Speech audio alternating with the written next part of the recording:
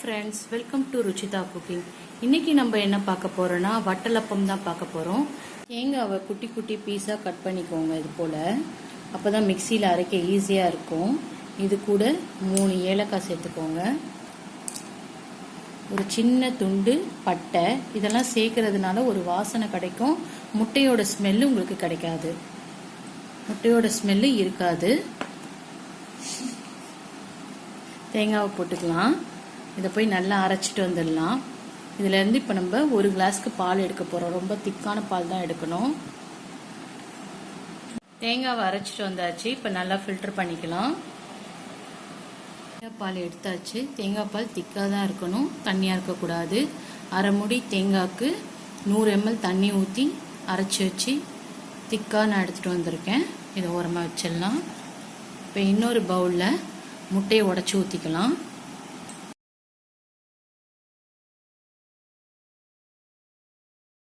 நாட்டு சர்க்கரையும் நல்லா கலந்தாச்சு. நாட்டு சர்க்கரை நல்லா கலக்கணும். அதுக்கப்புறம் இது கூட பிஞ்ச் ஆஃப் சால்ட் வந்து சேர்த்துக்கிறேன். நான் எந்த ஸ்வீட் செஞ்சாலுமே கொஞ்சோண்டு உப்பு சேர்த்திங்கன்னா அந்த ஸ்வீட்டோட ஸ்வீட்னஸை வந்து என்ஹான்ஸ் பண்ணி கொடுக்கும். ட்ரை பண்ணி பாருங்கள். இதையுமே நல்லா மிக்ஸ் பண்ணிக்கோங்க.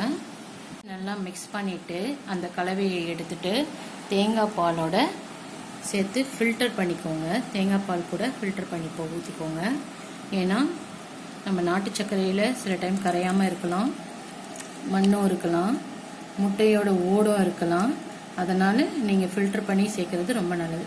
எவ்வளோ சர்க்கரை கரையாமல் இருக்குது பார்த்தீங்களா? அதுக்கு தான் இதை ஃபில்டர் பண்ணி நம்ம ஊற்றணும். ஃபில்டர் பண்ணியாச்சு. சில பேர் வந்து ஒயிட் சுகர் சேர்ப்பாங்க. சில பேர் கருப்பட்டியும் சேர்ப்பாங்க. எது சேர்த்தாலுமே டேஸ்ட் அந்தந்த சுகருக்கு ஏற்ற மாதிரி மாறும். நான் இன்னைக்கு நாட்டு சர்க்கரை தான் யூஸ் பண்ணுறேன். நல்ல ஒரு காஃபி மாதிரி ஒரு கலர் வந்திருக்கு பார்த்தீங்களா? செமையாக இருக்குது. முட்டை கலவையை நல்லா கலக்கிட்டு இந்த டின்னில் நம்ம ஊற்றிக்கலாம். பாத்திரத்தில் வச்சு குக் பண்ணிக்கலாம்.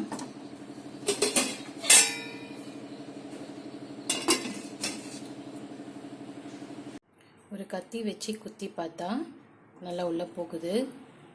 வெந்துருச்சு. ஒன்றும் ஒட்டாமல் வருது பார்த்தீங்களா? இதுதான் பதம். எனக்கு வேகிறதுக்கு 20 நிமிஷம் ஆச்சு.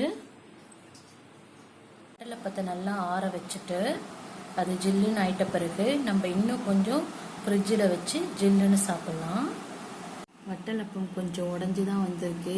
ஆனால் டேஸ்ட்டு செம்ம சூப்பராக இருந்தது. ஃப்ரிட்ஜில் வச்சுட்டு சர்வ் பண்ணுங்கள்.